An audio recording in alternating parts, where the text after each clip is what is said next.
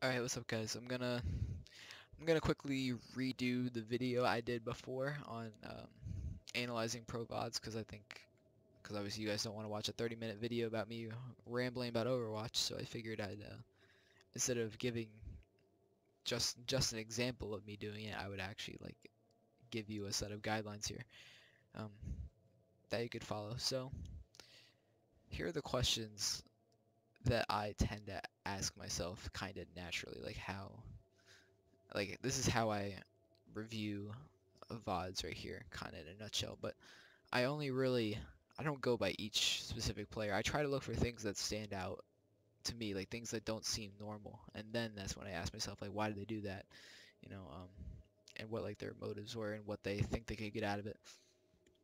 So just once again, how I asked myself, or how I found this VOD, I just went, I like Lunatic High, and I knew they had recently versed Conbox Spirit, so I just looked up Lunatic High versus Conbox, and I just went to videos and I just found their VOD. I think I did this one. And so we're just gonna do an example. Has anybody talked? Has had behind them ever since their really impressive run in APAC, their success, of course, in Gyeonggi, but so the camera work in this one is kind really of sucks. solid. They Let me can get pull my pen tool. But I'm just gonna do a few fights here, and I'm just gonna like just kind of help outline the strategy and answer some of these questions. So I noticed that we're in Ilios first. So first, this it won't be applicable during the first fight because there is no defense. They're both attacking, technically. So right now we're gonna ask ourselves, how do they initiate and how do they position at the beginning of this team fight here? Together here with the fans behind them would continue their run and have the luxury watch blue match coming up. Guido is going to be on the tracer. So I immediately noticed that we have Guido here on this high ground on the lighthouse. Alright, so this is a great angle here actually. So we have, for the side of Conbox Spirit, we have Genji up top. Once again, just noteworthy things. So Miro and Guido here. So we have Tracer and Winston and Genji all fighting on this high ground here. Maybe not fighting, but they're all positioning up there to start. And then, you know, these divas are in pretty normal positions, so there's nothing noteworthy on here. His more normal soldier for the map here. I did notice right there that for the map here we do see fuck YouTube, honestly. An architect you see with the fans behind them would continue their run and have the luxury watch blue match coming up. Guido is going to be on the tracer this time. So I noticed that right here, if you look at Architect, the Genji player, he sees them and then he runs away. So he does not want to engage them. I just noticed that. He's more there for the position, not necessarily to counter anything.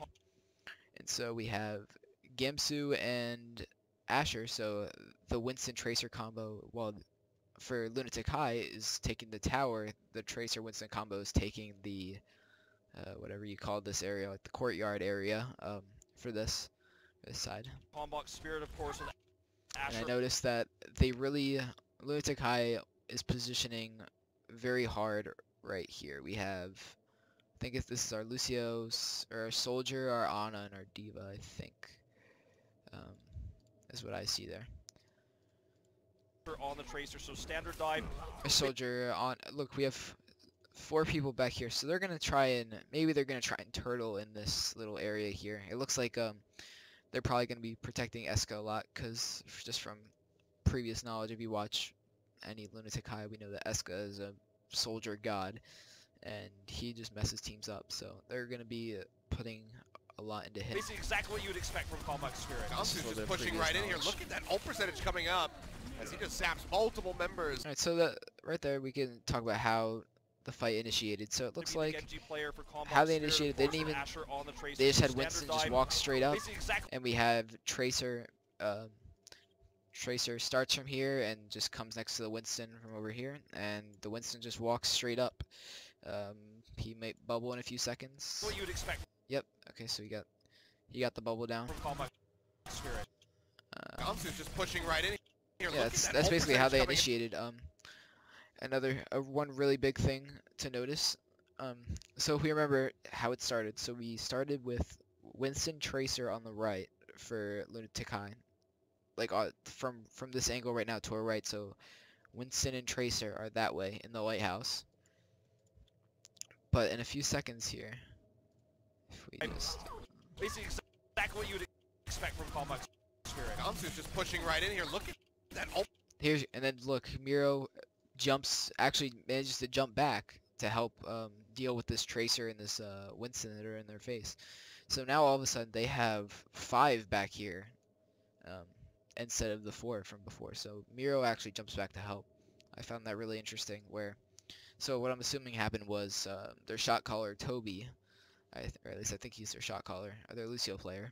He said, "Guys, let's focus the Winston." I think he's shooting at the Winston right now. And so maybe it's the Tracer, maybe it's the Winston. But either way, somebody's being focused in this kind of area down here. So Miro actually makes the decision to jump back and help the team.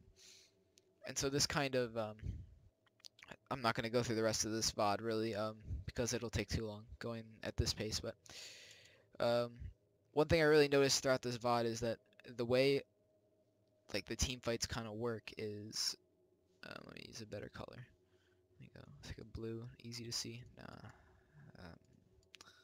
a pink.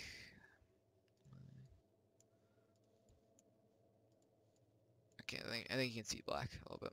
Okay, so the way it works here's team 1 right here, and here's team 2. And this is our imaginary map right here, this big oval. And so how it works is in this, I'll use yellow, I'll use blue to match how they move. So they move, each one goes to the other. So team 1, all right, here comes Winston comes here, Winston comes here. So they're both pressuring each other. As soon as one team is feeling too much pressure, or like this Winston needs to jump out, instead of just jumping away here to safety, he comes back around to help out with these guys here. So it's like they just go back and forth over and over and over again. So you'll see, Miro takes the long way, he puts some pressure, and then, oh look, his team needs to kill somebody who's on them, counter dive back on them. So that's how these teams really like to play, it looks like, because I've watched this whole VOD through. Ult percentage coming up as he just saps multiple members. But I was able to pick that up from only watching the first few team fights. So if you can notice things like that, you can really start to notice like how each team plays. Lunatic High And building both up teams seem to be adopting that Primal Rage strategy very of swiftly. jump in and then Point jump back unlocked. to help, like counter Initially being dive taken here by whoever's Lunatic on High their team. with very little contest. They might actually just find this one. As And we'll just analyze this first team jumped on, fight. drops down the biotic field to keep himself alive as Gamsu's just trying to disrupt in the back line. Gamsu around the back, but might have been on more than he can shoot. He will go down. Almost had the primal So range we'll just there, let this so he play built out, that and then ult we'll much figure out faster than why, Miro, but pays because for it with Lunatic his High fight, does end up winning and this fight. Combat Spirit will of We'll course figure pay out for why this. did that happen. Okay, so Lunatic High definitely won pretty convincingly. So let's figure out why. But might have been on more than he can shoot. It's- Yes, they might actually just find the. Yes, they might actually just here by Lunatic High. Okay, so right now the Gamsu is now diving Eska, which I think is the right idea. So you can't see that because the color of the sky. Let's do yellow. So the way this dive is going to work, Gamsu and Sleepy Bear are going to be working together. Winston and Diva, I should say. Winston and Diva are going to be working together to kill him. So this is going straight on this right here. Alright, so that's what we know right now. So Winston is on him right now. With very In a few little seconds, we'll see the D contest, Matrix they come up. Oops. Let's actually use just spacebar. find this one. Alright, so we have a D Matrix here. It's kind of hard to see with all these fucking special effects, but we still have our Winston shooting. We have our Diva over here. I don't know where the Winston's at. I think he might be like here or something. But it doesn't matter. The Winston's still on him, trust me. But so we have a D Matrix on him, but what I almost didn't notice was down in this bottom left over here. This right here is the reason why they lost the fight. This D Matrix was way too slow because Ryu Jaehong, the Ana player, was able to get a really good bio nade off on the soldier.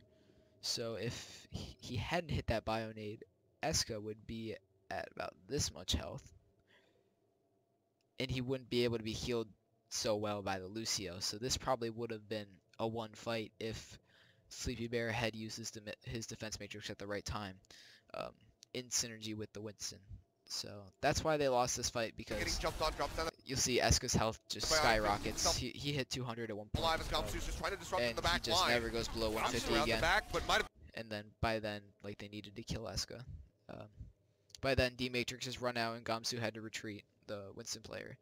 So yeah, that's why they won, because of that one bio nade. So really, obviously it's not really poor play, but it's a poor play by Sleepy Bear and a really good play by Jaehong to get that off. So yeah, that's kind of how I figure out why, like, some teams win and some teams lose. I would do this for every team fight just in my head. I don't always draw things out, but I noticed all these things when I first watched this game, just by trying to look at, like, why did certain things happen. So yeah, hopefully when you watch, your favorite pro team, you can figure out, like, what their strategy is, and maybe we can bring it into our team. And yeah, that's pretty much it.